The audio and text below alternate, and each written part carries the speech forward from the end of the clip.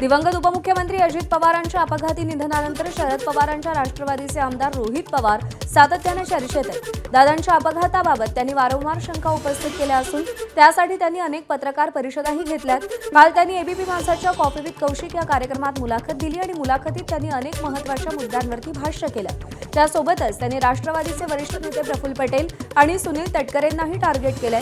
शेवटच्या काळात अजितदादांनी तटकरे आणि पटेलांबाबत नकारात्मक मत व्यक्त केलं होतं असा मोठा दावा रोहित पवारांनी यावेळी केला। सोबतच अजित पवारांबाबत दोन बड्या नेत्यांनी खालच्या पातळीची भाषा वापरली होती ती ऑडिओ क्लिप सुनेत्रा पवारांनी ऐकल्याचा दावा रोहित पवारांनी केलाय। या सगळ्या मुद्द्यांसह त्यांनी बारामती मतदारसंघासह अन्य महत्त्वाच्या मुद्द्यांवरही भाष्य केलंय। दादांच्या बाबतीत सुद्धा ते वेगळ्या पद्धतीने त्या ठिकाणी वागत होते हे क्लिअर कट बऱ्याच लोकांना तिथं माहिती आहे। त्यांचा जो काही ऑडिओ आहे जो सुनेत्रा काकींनी ऐकला आत्ता पत्र बाहेर काढायच्या आधी, तर पार्थ आणि सुनेत्रा काकींना सुद्धा तो ऑडिओ माहिती, दादांबद्दल ते काय काय तिथं बोलले होते। आणि मग जी व्यक्ती पवारसाहेबांची नाही झाली, जी व्यक्ती दादांची नाही झाली, दादांनी तर एवढा मोठा निर्णय पवारसाहेबांना सोडायचा त्या ठिकाणी घेतला, तर ती व्यक्ती लोकांची कशी होणार, आमदारांची कशी होणार। जो ऑडिओ आहे तो मी नाही ऐकला, पण सुनेत्रा काकी आणि पार्थली ऐकलेला आहे। तो काय आहे हे तुम्हाला त्यांनी सांगितलं का? नाही, तो ऑडिओ कोणाकडे हे मला माहिती आहे। तो लागला तर उद्या आम्ही तो आणू शकतो बाहेर। दादांबरोबर आम्ही जेव्हा होतो तेव्हा दादांचं आणि या लोकांचं खूप चांगलं नाही हे आम्हाला माहीत होतं। सुनील तटकरेंचं नक्कीच चांगलं होतं, मी प्रफुल्ल पटेलांचं तिथं म्हणतोय, पण तिथं पवारसाहेब होते आणि पवारसाहेबांच्या मार्गदर्शनाखाली पार्टी चालत असल्यामुळे दादा खूप काय त्याच्यामध्ये लक्ष घालत नव्हते, नाही तर बोलत नव्हते। पण जेव्हा शेवट 4 महिने दादांबरोबर पिंपरी चिंचवड, पुणे जिल्हा परिषद या प्रचारामध्ये जेव्हा मी फिरत होतो आणि दादा व्यक्त होत होते, तेव्हा ते या दोघांबद्दल जरा जास्तच व्यक्त झाले होते, खूप चांगल्या पद्धतीने नाही, नकारात्मक पद्धतीने। आणि ती गोष्ट मी थोडासा भावनिक असल्यामुळे ती कुठेतरी माझ्या डोक्यात तिथं बसलेली आहे आणि मी कुठं त्यांना सांगितलं नाही सही करा, सही केलेली मी फक्त लोकांना दाखवलं। दरम्यान रोहित पवारांनी त्यांच्याकडे असलेली ऑडिओ क्लिप द्यावी, त्याची तपासणी करू असं राष्ट्रवादीचे प्रवक्ते उमेश पाटील यांनी म्हटलंय। ती ऑडिओ क्लिप रोहित पवारांकडे असेल तर त्यांनी ती द्यावी, त्याचा आपण फॉरेन्सिक लॅबमध्ये पाठवू, आपण त्या ठिकाणी त्याची सत्यता पडताळू। आजकाल तुमच्या माझ्या आवाजामध्ये सहज 2000 रुपयाचं सबस्क्रिप्शन ते आर्टिफिशियल इंटेलिजन्सचं ChatGPTचं घेतलं की तुमचा माझा आवाज सुद्धा एडिटिंग काढता येतो। त्यामुळे आजच्या काळात तरी किमान कुठल्या तरी ऑडिओ क्लिपवर आधारित आपल्यासारख्या जबाबदार पत्रकारांनी त्याच्यावर एवढा प्रश्न विचारावा आणि तो राष्ट्रीय मुद्दा करावा, राज्य मुद्दा करावा असं मला वाटत नाही। रोहित पवारांना पालिकेमध्ये मुद्दा उपस्थित करायची सवय लागलेली आहे। दरम्यान भाजपसोबत कधीही जाणार नसल्याचं रोहित पवारांनी ठणकावून सांगितलंय आणि यावर राष्ट्रवादीचे प्रवक्ते उमेश पाटील यांनी पलटवार केलाय। पण उलटही होऊ शकतं। कसं? म्हणजे महाविकास आघाडीतच तुमचाही पक्ष राहील असं कशावरून? पक्षाचं मला सांगता येणार नाही। पक्ष हा वरच्या लेवलला हँडल केला जातो, निर्णय हे अनुभवी नेते घेतले जातात। मी तसा अनुभवामध्ये फार लहान आहे, विचारामध्ये नक्कीच काही प्रमाणात पक्का झालेलो आहे। त्यामुळे तो निर्णय जेव्हा त्या ठिकाणी घेतला जाईल, जो कदाचित घेतला जाणार नाही, त्यावेळेस मग माझा वेगळा निर्णय तिथं असू शकतो। म्हणजे तुम्ही भाजपाबरोबर तुम्ही कधी जाणार नाही? नाही जाणार। रोहित पवार हे भारतीय जनता पार्टीमध्ये जाऊन त्यांना निवडणूक लढवणार होते। रोहित पवारांनी त्यांनी त्यावेळेला परिवारामध्ये पवार साहेबांना धमकी दिली होती की जर मला तिकीट दिलं नाही तर मी आणि माझा परिवार भारतीय जनता पार्टीमध्ये प्रवेश करू आणि तिकडून निवडणूक लढवू, अशा पद्धतीची धमकी रोहित पवारांनी दिली होती। आणि तेव्हापासून रोहित पवारांचा सातत्यानं अशा पद्धतीनं मानसिक छळ करणं, ब्लॅकमेलिंग करणं हा उद्योग चालूच आहे। दरम्यान राष्ट्रवादी पक्षाचा सगळा खर्च आता सुनेत्रा, पार्थ आणि जय पवारांकडे असणार आहे आणि यावरून रोहित पवारांनी राष्ट्रवादीतल्या बड्या नेत्यांना लक्ष केलंय। मात्र रोहित पवारांचा नेमका रोख कुणाकडे आहे अशी चर्चा यावरून सुरू झाली आहे।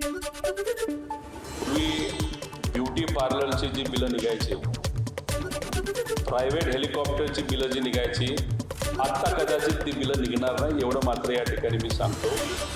त्याच्याच बरोबर मी काही शहाणपण इथं सांगणार नाही, कारण तो पक्ष वेगळा आहे। कदाचित त्या पक्षातल्या लोकांना सुद्धा हे आवडणार नाही आणि माझ्या पक्षातल्या लोकांना सुद्धा हे आवडणार नाही. पण ती यादी बघितल्यानंतर मला असं वाटतं की अजितदादांच्या पक्षामध्ये असे अनेक अनुभवी लोक आहेत, ते अजून सुद्धा सुनेत्रा काकींबरोबर आहेत. त्यांना सुद्धा त्या पदावर जर जागा दिली असती, दादांसाठी जे लढत आहेत त्यांना जर जागा दिली असती, एक चांगला संदेश दिला गेला असता. पण त्याच्यामध्ये ठराविकच लोक ही नवीन घेण्यात आलेली आहे. त्यामुळे उद्या जाऊन जर त्याच्यामध्ये काय बदल करता आला तो त्या पक्षाचा विषय असला तरी त्यांनी त्या बाबतीत विचार करावा. सांगलीच्या जतमध्ये पंचायत समितीच्या नव्या प्रशासकीय इमारतीच्या बांधकामाचा भूमिपूजन सोहळा पार पडला. या कार्यक्रमात मंत्री जयकुमार गोरे, आमदार गोपीचंद पडळकर आणि सदाभाऊ खोत उपस्थित होते. या सोहळ्यातील भाषणावेळी तिन्ही नेत्यांमध्ये जोरदार जुगलबंदी रंगली. तर सदाभाऊ खोत यांनी यावेळी पडळकरांचा उल्लेख आजच्या युगातील मल्हारराव होळकर असा केलाय आणि त्यावर राजकीय प्रतिक्रिया उमटण्याची शक्यता आहे. या महाराष्ट्रात सगळ्यात चतुर आमदार कोण असेल?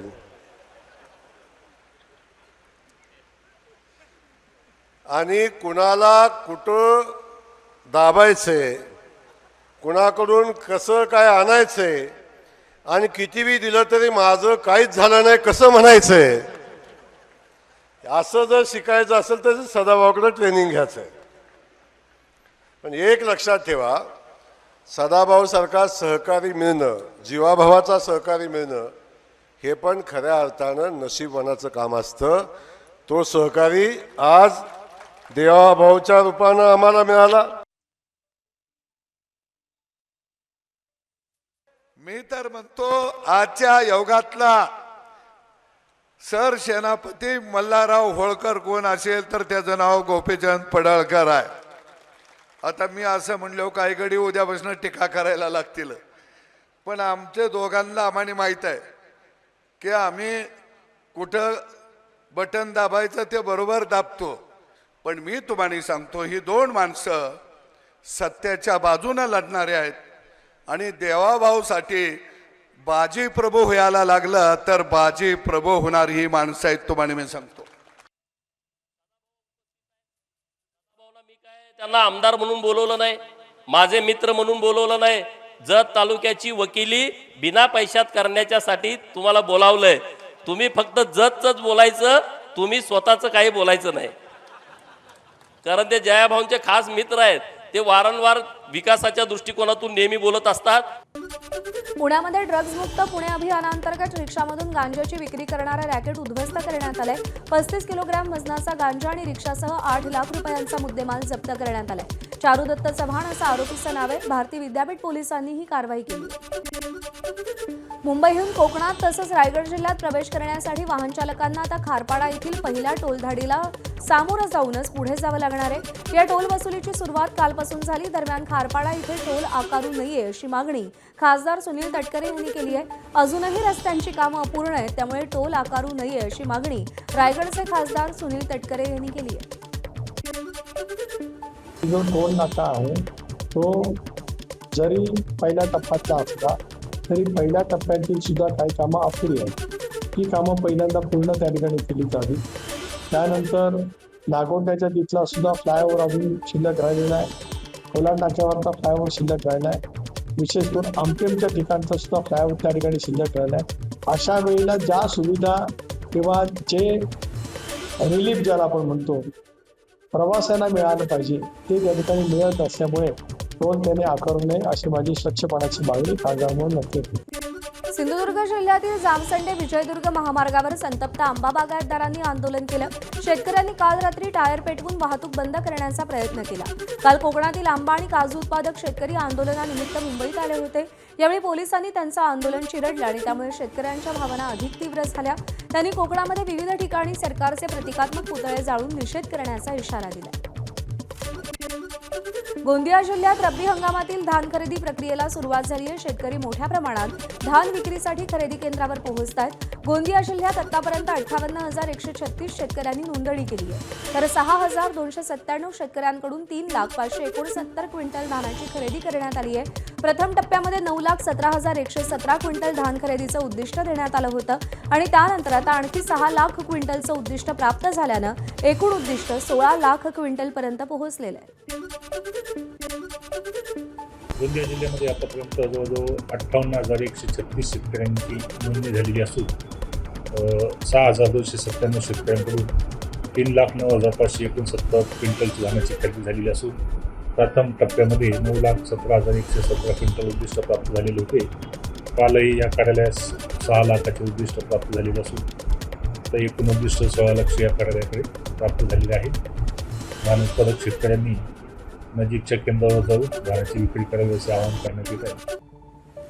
छत्रपती संभाजीनगर शहरात गेल्या 400 आठवड्यांपासून म्हणजेच 8 वर्षांपासून एक अभिनव उपक्रम राबवला जातोय. शहरातील उद्योजक, निवृत्त अधिकारी, सरकारी अधिकारी, कर्मचारी, विद्यार्थी सगळे एकत्र येतात आणि शहरातील चौक, शासकीय रुग्णालय, सरकारी कार्यालय आणि इतर परिसर हातात झाडू घेऊन त्याची साफसफाई करतात. हा उपक्रम कसा आहे आणि 400 आठवड्यांपासून शहरासाठी आपलं काहीतरी आपण देणं लागतो यासाठी सगळे कसे एकत्र येतात याविषयी जाणून घेतलंय कृष्णा केंडे यांनी. हॉस्टेलचे विद्यार्थी घेऊन हा प्रोजेक्ट चालू केला होता. हे सगळे विद्यार्थी ग्रामीण भागातून येतात. त्यांना शहरात आलं की हे आपलं नाही वाटतं, म्हणून ह्यांची जडणघडण होण्यासाठी ही ॲक्टिव्हिटी असावी असं 10 वर्षापूर्वी वाटलं. म्हणून प्रत्येक आठवड्यात एक चौक, प्रत्येक महापुरुष, त्यांच्याबद्दलचं काम, त्यांचं महात्म्य हे एकाने 5 मिनटं बोलायचं आणि तो चौक क्लीन करायचा अशी एक थॉट होती. त्याच्यातून प्रत्येक रविवारी एक चांगला अधिकारी, एक चांगला यशस्वी वकील, डॉक्टर हे तिथे इन्व्हाइट करायचे आणि ते इंटरॅक्शन वाढवायचं. सुरुवात कशी 2016 जेव्हा झाली तेव्हा जे मराठा समाज प्रतिष्ठान बानसिंग बापूंचं आहे त्याचे हॉस्टेलचे विद्यार्थी आणि विद्यार्थिनी हे 150 जण असायचे. आता इथं आमच्या PWचे 150-200 जण जोडले त्याला. असं आम्ही आता जसं जेवढं वाढवत नेईल ही लोकचळवळ व्हावी याकडे आमचा प्रयत्न. आपण जिथं काम करतो तो परिसर स्वच्छ असेल तर तुमची इफिशियन्सी काम करण्याची आपोआपच वाढते, उत्साह निर्माण होतो. त्यामुळे आमचे श्री सी साहेब, आमचे SC साहेब, श्री जाधव साहेब यांच्या मार्गदर्शनाखाली आमचं सर्व ऑफिसचा स्टाफ आता पुढील जोपर्यंत हा पूर्ण परिसर साफ होत नाही, ब्युटिफिकेशन होत नाही, तोपर्यंत इथं काम करणार. आम्ही याच्यामध्ये जे राबतो किंवा काम करतो, काम करत असताना उत्साह येतो. ते काम केल्यामुळं ऑटोमॅटिक आम्हाला ऊर्जा निर्माण होते आणि आयुष्य वाढवायला मदत होते. याच्यामध्ये आम्हाला फार महत्त्वाचा स्वतःचा स्वार्थ आहे आणि एक सामाजिक कार्य हे की आपण सामाजिक कार्य केलं पाहिजे, हे समाजामध्ये रुजलं पाहिजे, हा दृष्टिकोन ठेवून आमचे सर्व विद्यार्थी विद्यार्थिनी आम्ही सगळे त्यांच्याकडून दर आठवड्याला काम करून घेतो. ABP माझा, उघडा डोळे बघा नीट.